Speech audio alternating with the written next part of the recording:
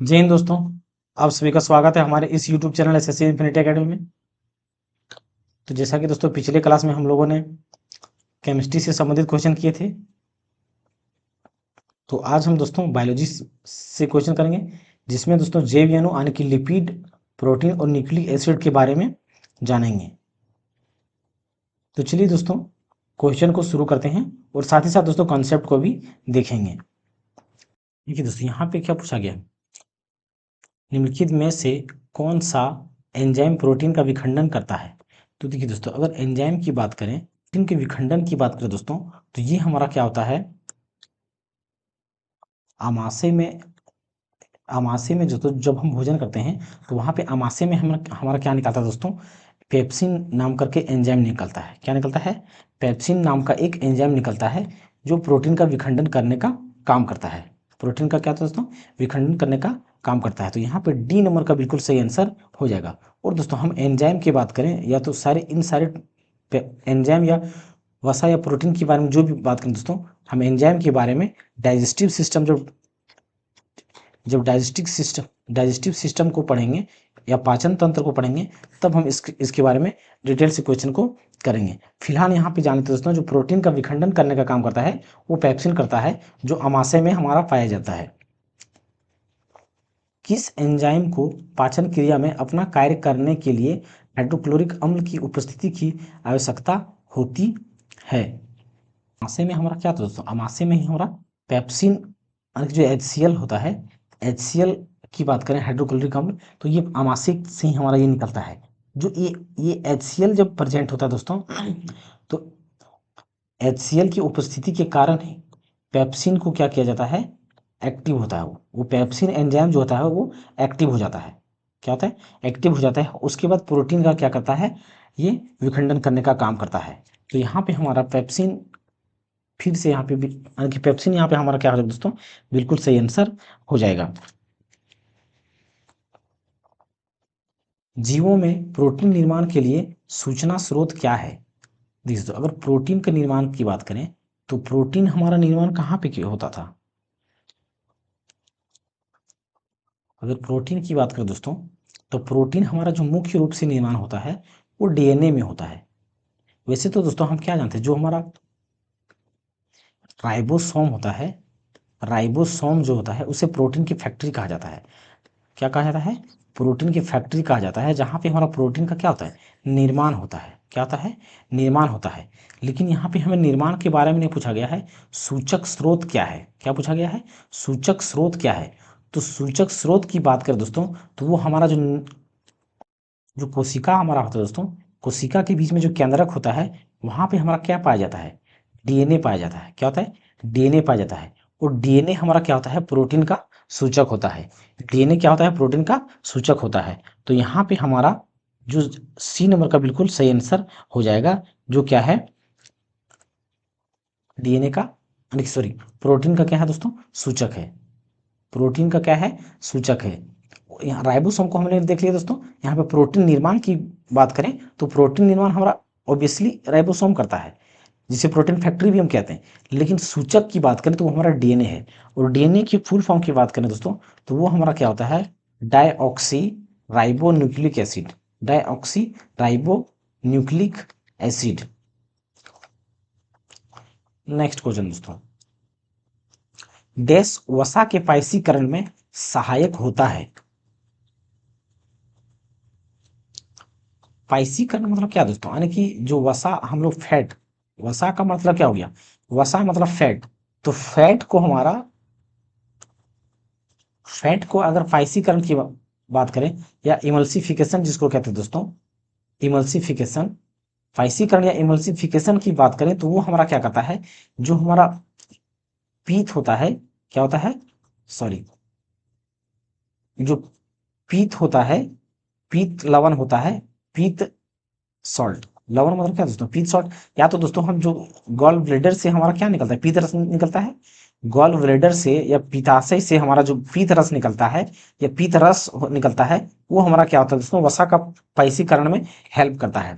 तो पीत रस या पीत लवण यहाँ पे बिल्कुल सही आंसर हो जाएगा। ये सारी चीज दोस्तों हम डाइजेस्टिव सिस्टम में पढ़ने वाले हैं। इसमें ज्यादा अगर इसके अंदर में घुस जाएंगे तो ज्यादा टाइम खपत होगा, इसीलिए ये सिर्फ अभी यहाँ पे समझ लीजिए। बाकी हम सारे डाइजेस्टिव सिस्टम में पीत लवण क्या होता है, पाचन क्रिया क्या होता है, पेप्सिन क्या होता है, और एंजाइम या क्या होता है, या प्रोटीन क्या होता है, सारी चीजें हम पढ़ने वाले हैं।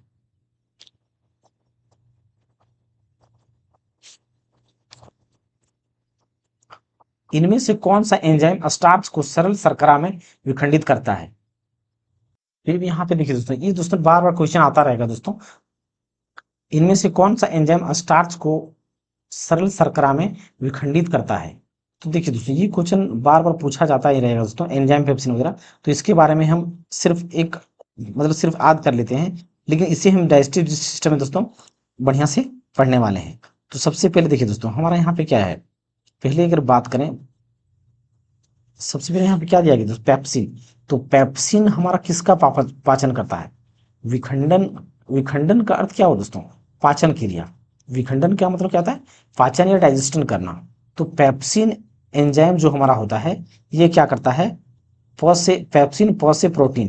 तो ये हमारा प्रोटीन का क्या करेगा, विखंडन या पाचन करेगा, विखंडन या तो पाचन करेगा। और दूसरा क्या है दोस्तों, हमारा लाइपेज। क्या है, लाइपेज। तो लाइपेज, लाइपेज जो हमारा करेगा दोस्तों, ये हमारा क्या करेगा, वसा का पाचन करेगा। ये क्या करेगा, वसा का पाचन करेगा, जिसे हम क्या कहते हैं दोस्तों, फैट कहते हैं। क्या करते कहते हैं, फैट कहते हैं। तो लाइपेज हमारा क्या करेगा, वसा का पाचन करेगा। और अब हम दोस्तों यहाँ पर ट्रिप्सिन की बात करें, ट्रिप्सिन की बात करें दोस्तों, तो ट्रिप्सिन की अगर ट्रिप्सिन की बात करें दोस्तों, तो ट्रिप्सिन हमारा क्या करता है, ट्रिप्सिन भी ये क्या है दोस्तों, हमारा ये भी क्या है, एक प्रोटीन का पाचक होता है। क्या होता है, प्रोटीन का पाचन होता है। ये हमारा कहाँ था दोस्तों, ये हमारा अग्नाशय द्वारा निकलता है। ये ट्रिप्स सॉरी ट्रिप्सिन भी हमारा क्या है दोस्तों, एक प्रोटीन पाचक ही है। क्या है, प्रोटीन पाचक ही है। और अगर एमाइलेज की बात करें दोस्तों, एमाइलेज की बात करें, तो एमाइलेज हमारा क्या करता है, स्टार्च का क्या करता है, पाचन करता है। क्या करता है, स्टार्च का क्या करता है, पाचन करता है। स्टार्च का क्या करता है दोस्तों, पाचन करता है। इन सभी के बारे में दोस्तों हम कौन कहाँ से निकलता है, कैसे स्रावित होता है, हम सारा चीज जानेंगे, लेकिन डाइजेस्टिव सिस्टम में जानेंगे। तो यहाँ पे हमारा क्वेश्चन क्या है, एंजाइम स्टार्च को सरल सरल शर्करा में विखंडित करता है। तो यहाँ पे एमाइलेज क्या होगा दोस्तों, एमाइलेज हमारा स्टार्च को क्या करता है, पाचन, स्टार्च को विखंडित करने का काम करता है। तो एमाइलेज यानी कि सी नंबर का ऑप्शन क्या होगा, बिल्कुल सही आंसर हो जाएगा। प्रोटीन के एमिनो अम्ल में जटिल कार्बोहाइड्रेट के ग्लूकोज में और वसा के वसा अम्लों और ग्लिसरॉल में अंतिम रूपांतरण के लिए जिम्मेदार एंजाइम में उपस्थित होते हैं। प्रोटीन के अमीनो अम्ल में, मतलब प्रोटीन के अमीनो अम्ल में, जटिल कार्बोहाइड्रेट के ग्लूकोज में और वसा के वसा अम्लों और ग्लिसरॉल के अंतिम रूपांतरण के लिए जिम्मेदार एंजाइम डैश में अवस्थित होते हैं। तब देखिए दोस्तों, अगर प्रोटीन की बात करें, तो ये प्रोटीन हमारा किस में चेंज हो जाएगा, ये हमारा एमिनो अम्ल में, यानी कि एमिनो एसिड में। ये क्या होगा, एमिनो एसिड में चेंज हो जाएगा। और जटिल कार्बोहाइड्रेट क्या है, कार्बोहाइड्रेट। और जो कार्बोहाइड्रेट हमारा है, वो किस में चेंज हो जाएगा, ग्लूकोज में। वो कहाँ चेंज हो जाएगा, ग्लूकोज में। और जो फैट होगा दोस्तों, फैट या तो वसा, वो हमारा क्या होगा, फैट एसिड में चेंज हो जाएगा, फैट एसिड। और जो ग्लिसरॉल होगा, वो ग्लिसरॉल का क्या होगा, अंतिम रूप में चेंज हो जाएगा। और जो ग्लिसरॉल होगा दोस्तों, ग्लिसरॉल में अंतिम वसा में अंतिम में चेंज जो रूपांतर होगा, वो ग्लिसरॉल में चेंज होगा। तो देखिए दोस्तों, अगर हमने क्या देखा था, जो प्रोटीन का पाचन करने वाला होता है, वो क्या होता है हमारा, प्रोटीन का पाचन करने वाला क्या होता है, पेप्सिन होता है। क्या होता है, पेप्सिन। और पेप्सिन हमारा कहाँ से निकलता है, पेप्सिन हमारा अमाशय से निकलता है। कहाँ से निकलता है, अमाशय से निकलता है। और कार्बोहाइड्रेट की पाचन करने की बात करें दोस्तों, यानी कि जो कार्बोहाइड्रेट को हम क्या कहते हैं, स्टार्च को कहते हैं। तो स्टार्च यानी कि स्टार्च को पाचन करने वाला क्या होता था हमारा, स्टार्च को जो पाचन करने वाला काम करता है, वो एमाइलेज करता है। क्या करता है, एमाइलेज करता है। क्या करता है दोस्तों, एमाइलेज करता है। और अगर वसा की पाचन की बात करें दोस्तों, तो वसा का पाचन हमारा कौन करता है, वसा की पाचन हमारा क्या करता है, लाइपेज करता है। क्या करता है, लाइपेज करता है। और ये तीनों जो निकलता है दोस्तों, तीनों अलग अलग जगह से निकलता है। लेकिन ये कहाँ से निकलता है दोस्तों, ये शरीर के आंतरिक हिस्से से निकलता है। यानी कि जो आंतरिक हिस्से होता है उसे क्या बोलते हैं हम, आंत्र रस बोलते हैं। क्या बोलते हैं इसको, आंत्र रस बोलते हैं। इसे दोस्तों हम डाइजेस्टिव सिस्टम में आराम से पढ़ेंगे, लेकिन फिलहाल यहाँ पे सिर्फ इतना समझ लीजिए कि आंत्र रसों में से निकलता है, जो कि इन सभी का पाचन करने का काम करता है। तो बी नंबर का यहाँ पे क्या होगा, बिल्कुल सही आंसर हो जाएगा। नीचे दिए गए चित्र का ध्यानपूर्वक अध्ययन कीजिए। निम्नलिखित में से कौन सा विकल्प नीले काले रंग की उपस्थिति के कारण की सही व्याख्या करता है। अगर इस चित्र की बात करें दोस्तों, यहाँ पे क्या लिया गया, आलू का रस लिया गया, आलू का रस लिया गया। तो ये दोस्तों ये 9th क्लास में ही हम लोग 9th या 8th क्लास में दोस्तों साइंस में पढ़े होंगे। जो एनसीईआरटी बुक होता है, एनसीईआरटी जो बुक होता है दोस्तों 9th या 8th क्लास में दोस्तों आप अवश्य पढ़े होंगे कि एक आलू का क्या लिया जाता था, टुकड़ा लिया जाता था, उसको दो भाग में काट दिया जाता था। क्या किया जाता था, काट दिया जाता था। और इसमें आयोडीन यानी कि नमक का घोल इसमें क्या किया जाता था दोस्तों, डाला जाता था। तो जब नमक का घोल इसमें डालते थे दोस्तों, तो ये हमारा आलू में ऊपर जो पानी का अंश होता था वो क्या होता था, नीला और काले रंग का चेंज, नीला और क्या होता था, काला रंग में चेंज हो जाता था। नीला और क्या होता था, काला रंग में चेंज हो जाता था। तो जब नीला और ये काला रंग का चेंज होता है, तो ये हमें दर्शाता है कि आलू में क्या होता है, कार्बोहाइड्रेट पाया जाता है। क्या होता है, कार्बोहाइड्रेट पाया जाता है, कार्बोहाइड्रेट पाया जाता है, जिसे दोस्तों हम स्टार्च के नाम से भी जानते हैं, जिसे हम स्टार्च के नाम से भी जानते हैं। तो यहाँ पे दोस्तों अब हम ऑप्शन को देखते हैं। आलू के रस में प्रोटीन होता है, प्रोटीन नहीं दोस्तों, कार्बोहाइड्रेट होता है। आलू के रस में वसा होता है, आलू के रस में ग्लूकोज होता है, आलू के रस में दोस्तों स्टार्च होता है। क्या होता है, स्टार्च होता है, यानी कि कार्बोहाइड्रेट है तो स्टार्च होता है। तो डी नंबर का क्या होगा, बिल्कुल सही आंसर हो जाएगा। ग्लूकोज का रासायनिक सूत्र क्या होता है, तो ग्लूकोज का क्या होता है दोस्तों, C6H12O6।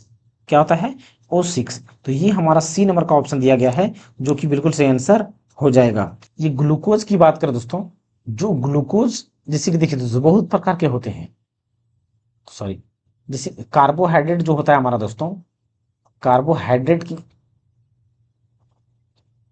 अगर कार्बोहाइड्रेट की बात करें दोस्तों, कार्बोहाइड्रेट, तो कार्बोहाइड्रेट का दोस्तों कई फॉर्म होता है। वो क्या होता है, कई फॉर्म होता है। लेकिन उनमें से ये क्या है दोस्तों, ये ग्लूकोज भी हमारा क्या है, कार्बोहाइड्रेट का क्या है, एक रूप है। क्या है, ग्लूकोज भी कार्बोहाइड्रेट का क्या है, एक फॉर्म है। तो अगर कार्बोहाइड्रेट को पहचानने की बात करें दोस्तों, तो उसमें जो कार्बन हाइड्रोजन और ऑक्सीजन, कार्बन हाइड्रोजन और ऑक्सीजन, तो इसका जो रेशियो होगा दोस्तों, वो हमारा क्या होता है, 1:2:1 होता है।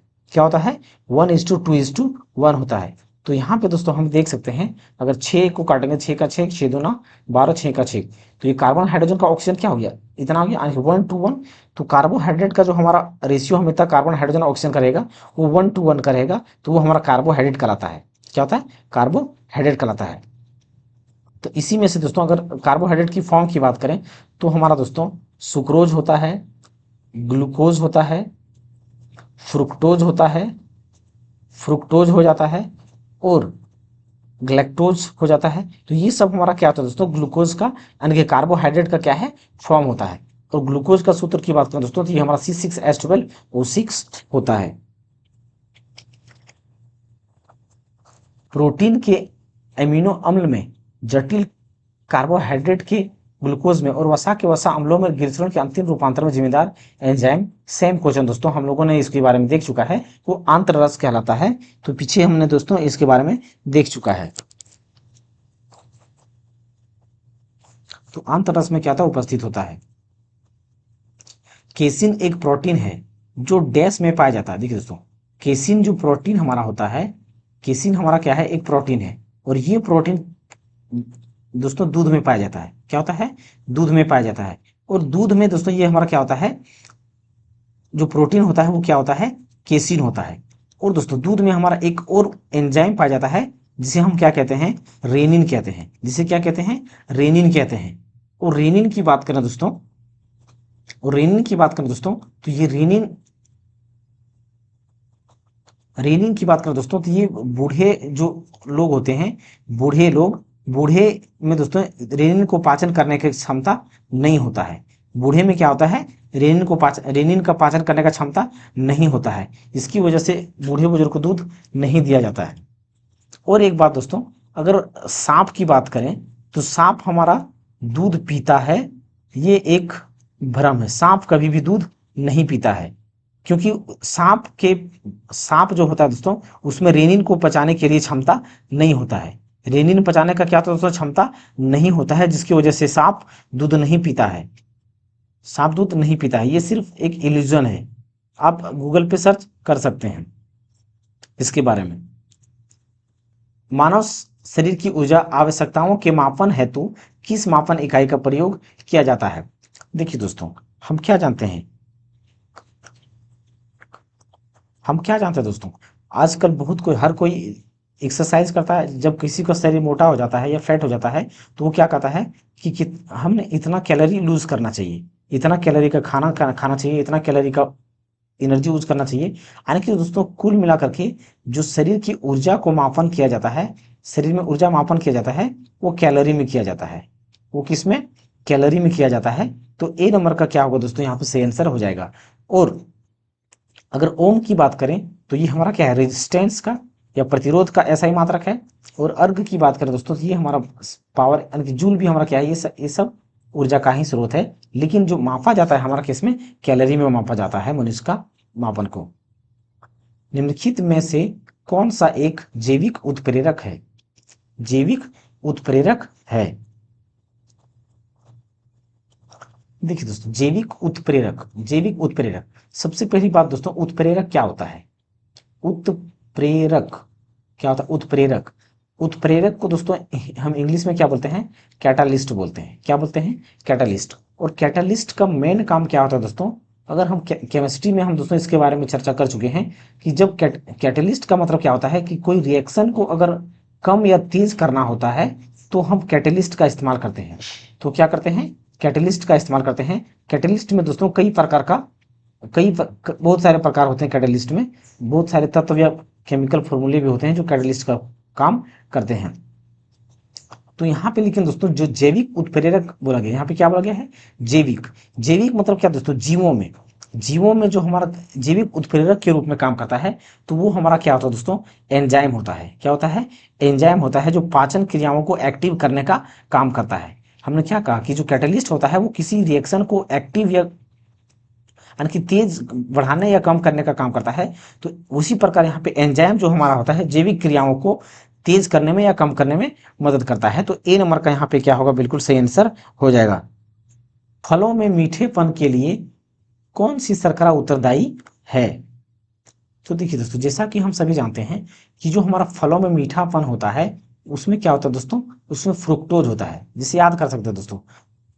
एफ से क्या हो गया हमारा? फ्रूट, और फ्रूट से फ्रुक्टोज, फ्रूट से फ्रुक्टोज, फ्रूट से क्या हो गया? फ्रुक्टोज। तो फ्रूट से फ्रुक्टोज, तो फलों में मीठेपन होने का कारण क्या है?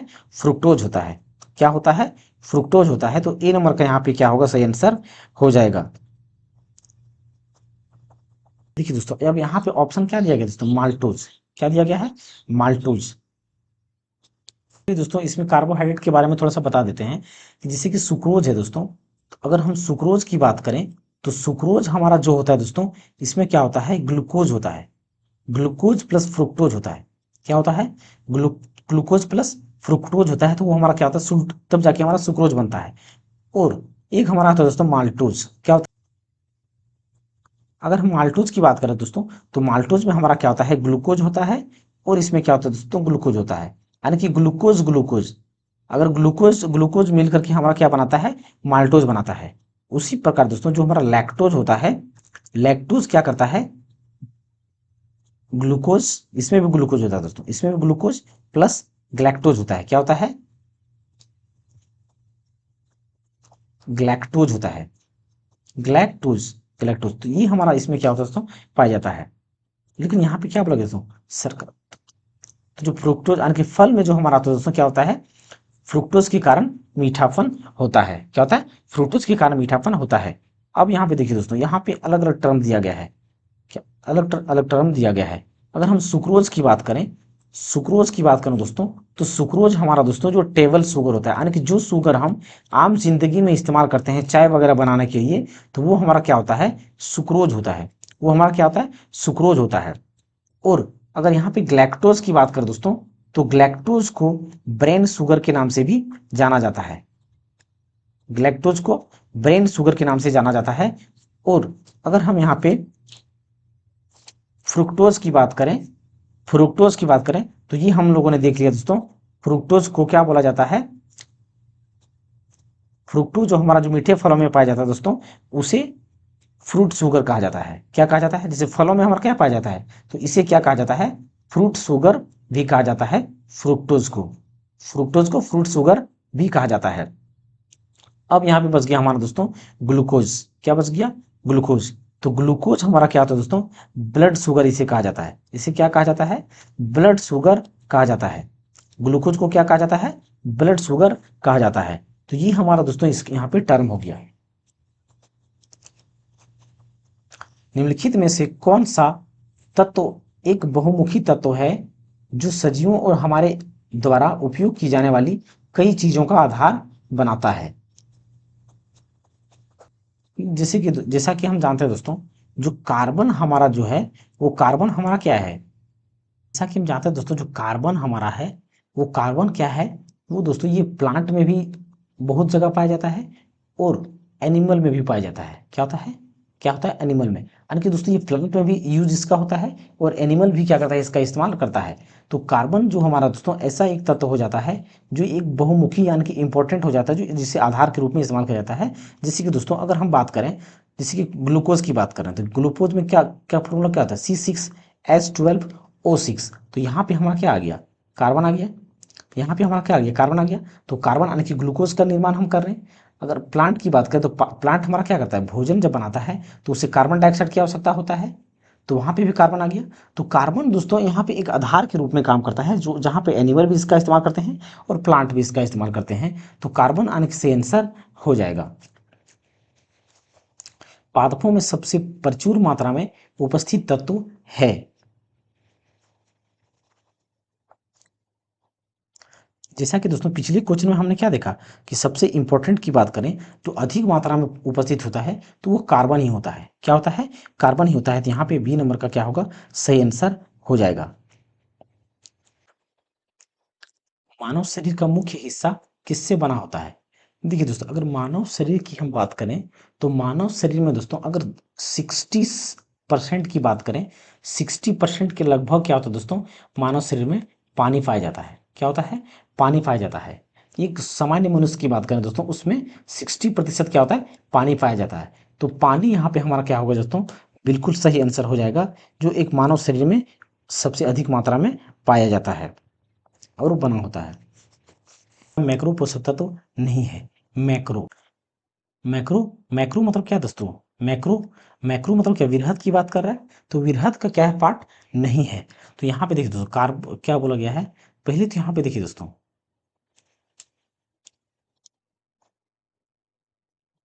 लेकिन दोस्तों यहाँ पे जो ऑप्शन दिया गया है, ऑप्शन जो दिया गया दोस्तों, वहाँ पे अलग से दिया गया है, यानी कि जो दिया गया है वो अलग दिया गया है। लेकिन दोस्तों हम क्या देख रहे हैं, जो माइक्रो हमारा होता है, माइक्रो में दोस्तों हमारा वसा भी पाया जाता है, एमिनो अम्ल भी पाया जाता है, कार्बोहाइड्रेट भी पाया जाता है। ये तीनों क्या होता है, पाया जाता है। लेकिन दोस्तों विटामिन जो होता है मैक्रो पोषक तत्व में, वो नहीं पाया जाता है। तो ए नंबर का क्या होगा, यहाँ पे बिल्कुल सही आंसर हो जाएगा। डीएनए का एक खंड जो एक प्रोटीन की जानकारी प्रदान करता है, उसे डैश कहाँ पाया जाता है। देखिए दोस्तों, डीएनए की बात करें,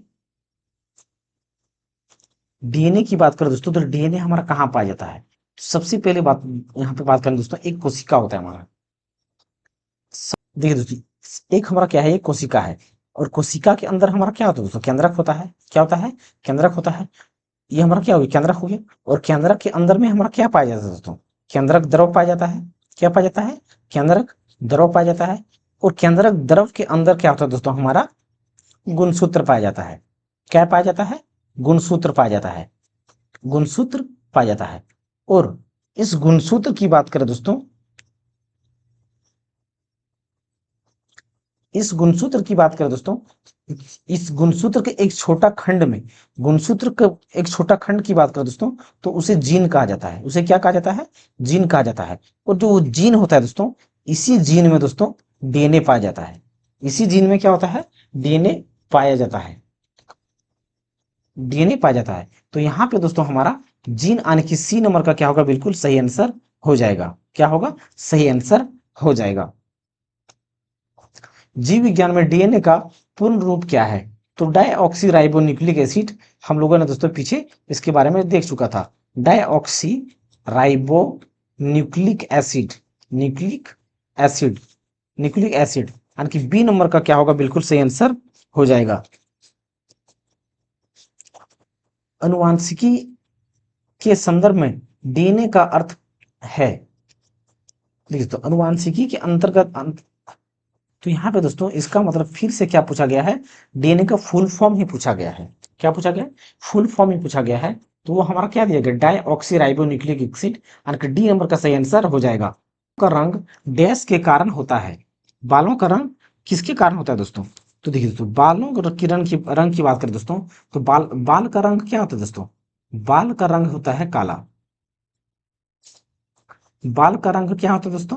काला। और काला रंग जो होता है दोस्तों, वो क्या होता है? मेलानिन के कारण होता है। क्या होता है? मेलानिन के कारण होता है। क्या होता है दोस्तों? मेलानिन के कारण होता है। इसीलिए दोस्तों जो मनुष्य काला होते हैं उसमें क्या होता है? मेलानिन की मात्रा अधिक पाया जाता है, जिसकी वजह से वो क्या होता है? काला होता है। तो यहाँ पे मेलानिन आने की बिल्कुल सही आंसर हो जाएगा, जो बालों का रंग मेलानिन के कारण होता है। प्रोटीन संश्लेषण में क्षार इवेंट से एक डैश का निर्माण होता है। देखिए यहाँ पे जो ऑप्शन दिया गया, हम सबसे पहले दोस्तों हम डीएनए और आरएनए के बारे में जान लेते हैं थोड़ा सा। डीएनए क्या होता है और आरएनए क्या होता है? डीएनए, अगर डीएनए की बात करें दोस्तों, तो इसका फुल फॉर्म हम लोगों ने क्या देखा? Deoxy ribo nucleic acid, deoxy ribo nucleic acid. और यहाँ पे आरएनए की बात करें दोस्तों, तो आरएनए का फुल फॉर्म क्या होगा? Ribo nucleic acid. क्या होगा? Ribo nucleic acid.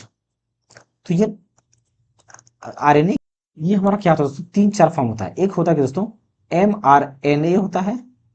क्या होता है? एक एम आर एन ए होता है, एक आर आर एन ए होता है, और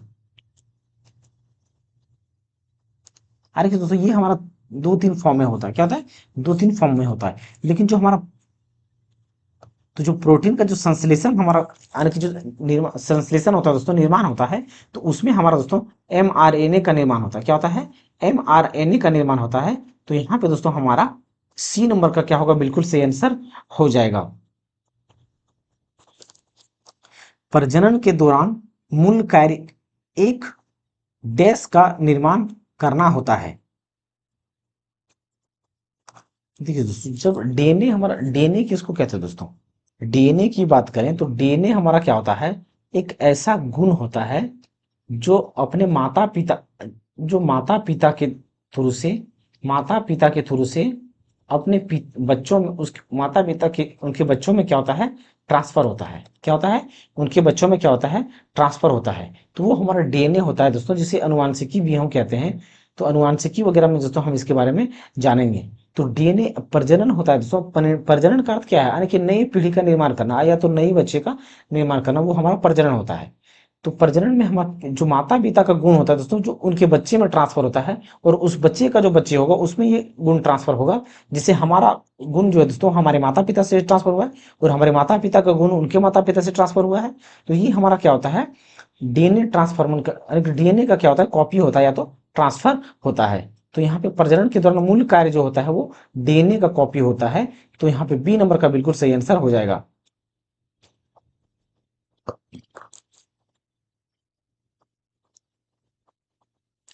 निम्न में से कौन सा से कथन गलत है?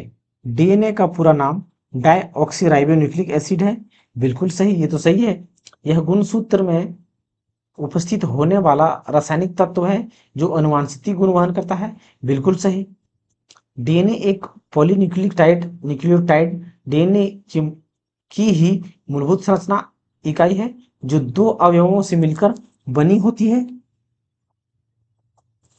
ये कथन दोस्तों बिल्कुल गलत कहा, ये कथन दोस्तों बिल्कुल कहा गया है, गलत कहा गया है।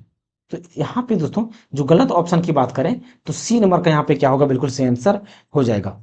यहाँ पे दोस्तों डीएनए और आरएनए की संरचना के बारे में थोड़ा सा हम बता देते हैं। जैसे कि देखिए ये हमारा डीएनए और क्या हो गया, आरएनए हो गया। इसके फुल फॉर्म में बारे में जान चुके दोस्तों, डाइऑक्सी राइबोन्यूक्लिक एसिड, और ये राइबोन्यूक्लिक एसिड होता है। तो यहाँ पे दोस्तों देखिए जो डीएनए हमारा होता है, डीएनए,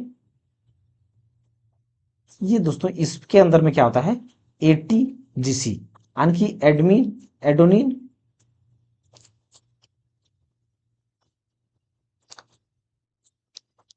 इसमें क्या होता है दोस्तों हमारा एटी, और एटी में डबल बॉन्ड, और जीसी में क्या होता है दोस्तों, डबल बॉन्ड बनता है। लेकिन आरएनए में की बात करें दोस्तों तो यहाँ पे क्या होता है, एयू होता है, AU A double bond U, और G double bond triple bond C, यानी कि आरएनए में हमारा यहाँ पे जीसी में ट्रिपल बॉन्ड बनता है, और इसमें हमारा क्या करता है, बनता है डबल बॉन्ड।